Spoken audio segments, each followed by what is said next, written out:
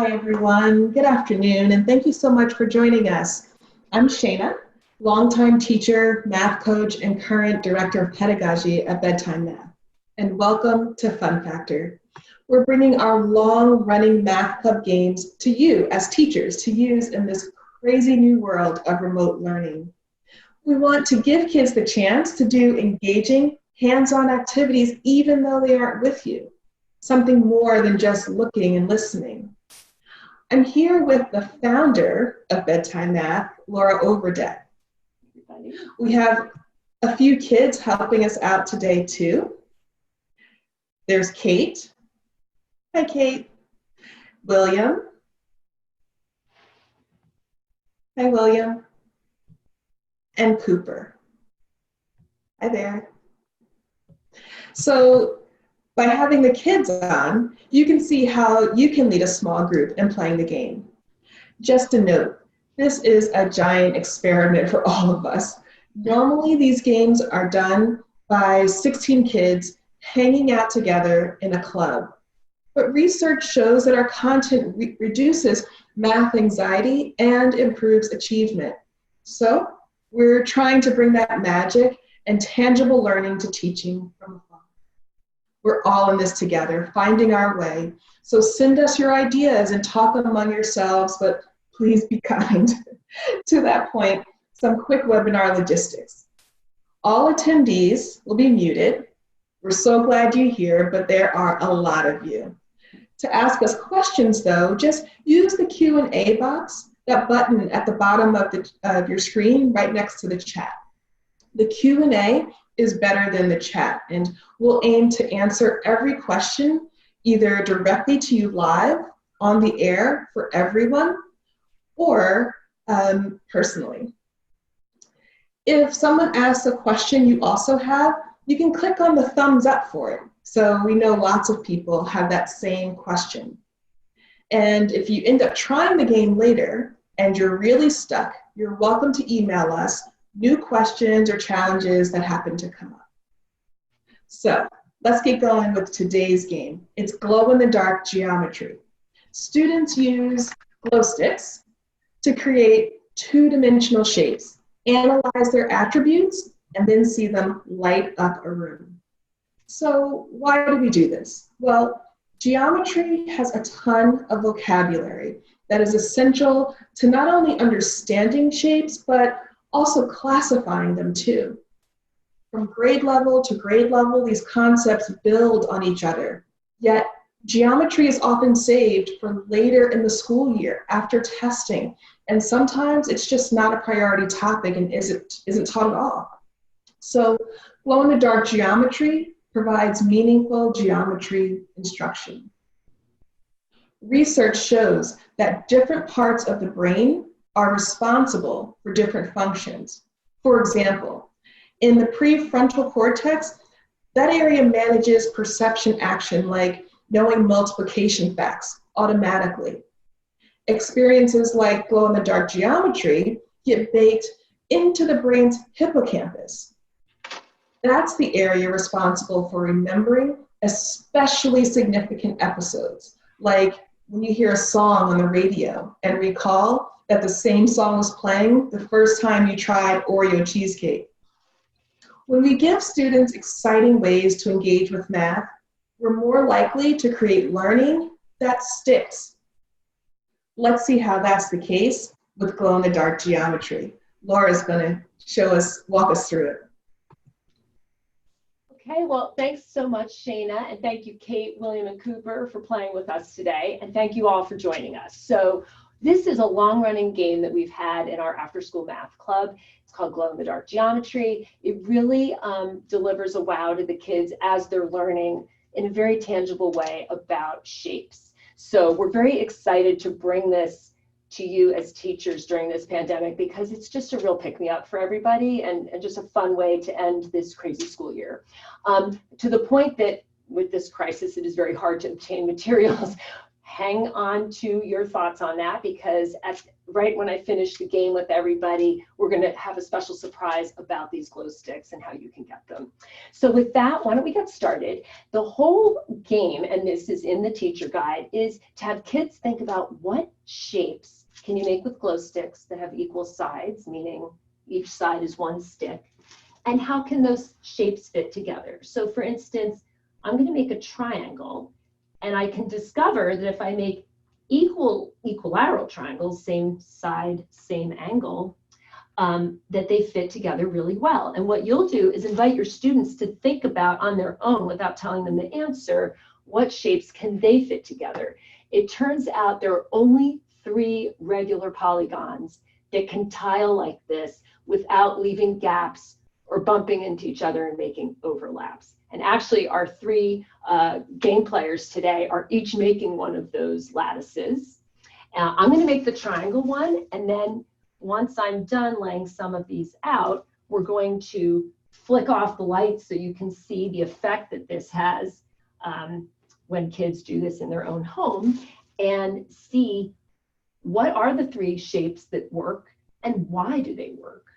So right now, I'm going to just lay out a few more sticks, and I think Kate, William, and Cooper are each also laying out sticks in their lattices. And there's sort of like a nice therapeutic feeling to this, just laying it out, seeing the lattice come to life, and knowing that there will be a really cool surprise when you then turn off the lights. But what kids should be encouraged to think about, and they can each be doing this in their own home while you're doing it over your camera, is for all of you to be saying, well, what shapes are working? Because different kids will think of different things, and they will try different things, and some of them won't tile very nicely. They'll look cool on the floor, but they won't tile. So I have now made a lattice of equilateral triangles. You can take this moment to say to kids, the angles in a triangle add up to what? And if they're all equal, what do all those angles have to be? Kids can be thinking about that, because that turns out to be a clue to why some shapes tile and some don't. So I'll just add a few here, and then I'm going to turn off the lights and we'll see what we have. Let me get a couple more. Some of these don't light as well as others, so I'm going to put some of the brighter ones in the middle here. Okay, let's start with that. And I'm now going to turn off lights behind the camera, and I put on a necklace so you can find me after it's dark. Hang on one second. Okay, so as you see, we have this lattice on the floor that looks really cool. And these are triangles.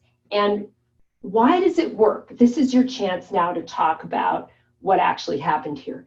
The reason that triangles fit together, and I think Cooper made triangles too. You can go check out his lattice also. The reason that triangles work is because they have 60-degree angles. And if you look at how 6 triangles come together in the middle, that's because each of them is 60, and 60 plus 60 plus 60, if you add 6 of those, you get 360 degrees, which is a circle. When a whole bunch of things come together, if they add up to 360, they will fit. So that's one of our lattices that we can make. So then the question is, what are the other 2 shapes that work? Well, you can give your students a hint. And remember, some of them may have actually made something other than triangles, and you may discover they figured it out. As a hint, I'm going to take out a few sticks, all slanting the same way. And you will see, I'm going to replace this one so you can see better, that what I've made here are diamonds. It's called a rhombus. Now what's interesting is a rhombus is a 4-sided shape. It has equal sides, but it does not necessarily have equal angles. Obviously, this is a big obtuse angle, and this is an acute angle. But you notice they tile very well. Well, what's the rhombus that we tile the most often? It's the rhombus that also has equal angles. So what 4-sided shape has equal sides and equal angles? You can talk about that and you will realize that it's the square. And I believe that William made squares, and there it is, and you can see what they look like. That looks awesome. And squares are actually, that's a man-made shape that we use all the time, right? Window panes, tiles on the floor, our graph paper. Sometimes we wear window pane shirts, you know, fabrics have that. I mean, we see squares everywhere. And that is the second shape. So then you can talk about, well, why did squares work? What is each angle in a square? It's 90 degrees. And if you put 4 of them together, 4 90s together adds up to 360. That's why it works so well. Finally, let's talk about what's our final shape we can make. If I put these back just briefly, we started with triangles, but what if we actually pull a bunch of sticks out? We all of a sudden see what our third shape is that we can make, which is that 6 triangles together are actually making a hexagon. And I think Kate made hexagons. Hers is beautiful. Thank you, Kate. That is your third shape that tiles. Now, where do we see that shape? We see it in beehives, right? Honeycomb. This is actually a very efficient way to make little rooms out of wax, because it is the shape, it's starting to get pretty close to being a circle, which is like the maximum area you can cover with the least perimeter. So hexagons are efficient, and why do they fit together? Well, this is your chance to talk about how this angle was originally 2 equilateral triangles put together. They were each 60 degrees. You pull this out. This is a 120-degree angle. When you have a regular hexagon, everything's 120 degrees. And if you put 3 of those together, 120 plus 120, this angle, this angle, this angle, it adds up to 360. And that is why that shape works. Now, you can try other shapes. Kids may try pentagons, you know, other shapes, they will not work. Like, for instance, the pentagon has 108-degree angles. It's just not going to work. If you put a couple of them together, you can't fit a third one in. Or if you can, there will be a gap. And you can't fit a fourth one in. They can try heptagons, octagons. It just won't work. These are the 3 shapes. So now I'm just going to turn on the lights really quickly and tell you how you're going to do this, because we are very excited to say that thankfully we got a whole bunch of glow sticks into stock before all the supply chains for things broke down. We are actually going to offer free glow sticks to the first 200 teachers who sign up today to get glow sticks. There is a link on our website now that just magically appeared a couple of minutes ago. And if you click that link, you can put in your work email and your school that you're at. And you can put in either your address and tell us how many kids, and we'll send all the sticks to you. Or if that's hard for you to deliver them and distribute them, you can actually put in all your students' addresses, and we will mail a tube to each student. And, you know, this is just a way that we want to enable a whole bunch of classrooms and a bunch of kids to do this activity, because it's a real blast. I know that there are some parents watching, and you might have a couple of kids and you'd like to do this. You can get those sticks. They're on Amazon and they're on Target, and you can even get packs of 2 or 3 where you get a better deal. But we are particularly excited about our teachers who are following us, and we want to be able to really get this out to lots of kids. So we invite you to go sign up. And with that, I'm going to hand it to Shayna to answer any other questions that have come up.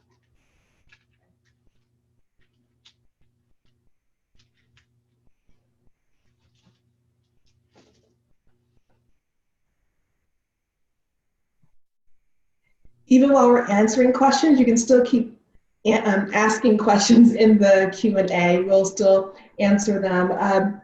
But there was a question, someone asked, what if kids try the shapes that don't work? Well, we like to encourage productive struggle and just not rescue children too soon. They really get a lot out of actually wrestling with the concepts themselves, some trial and error. And if you can give them some guiding questions like, where have you seen these tiles in nature? I think Laura mentioned, that can help clue them in. And then once they start getting ideas too from their classmates and seeing some of the shapes that are working, those light bulbs may start going off. So we'd like to say if they're not getting it right away, just let them keep trying, give them a few minutes. They're not all, our student helpers here, we're ready and thinking about this, but it may take a little bit longer for your students, and that's okay. So if there are other questions, just keep asking them. We'll head back to Laura to wrap things up, but we're happy to keep answering questions. Sure, thanks. So thanks everybody for coming today. And again, check out our link, sign up for Sticks. You know, we are a nonprofit and we are really just trying to get the love of math out there. So we hope you'll consider doing this with your classroom. Because again, it's something everybody can do in their own home as long as they have a tube of glow sticks.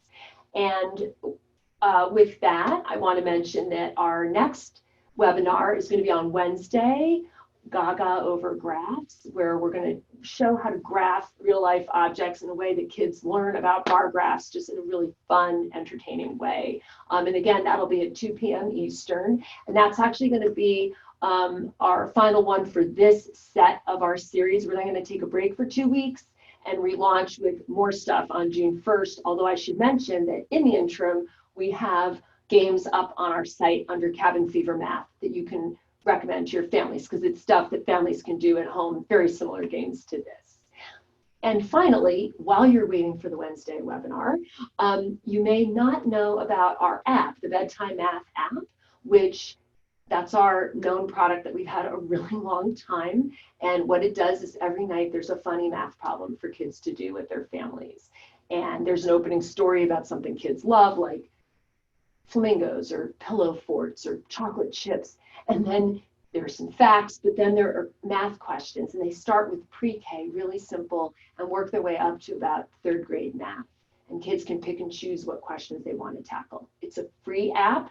You can get it on Apple or Android. It is in English and Spanish. You can pick what you'd like, give it a try, but feel free to recommend that to your families. It's just, again, just something fun and lively to do, especially at this time with this crazy pandemic. So with that, thank you for joining us. Keep sending your questions, check out the link, and we will see you on Wednesday. Thank you.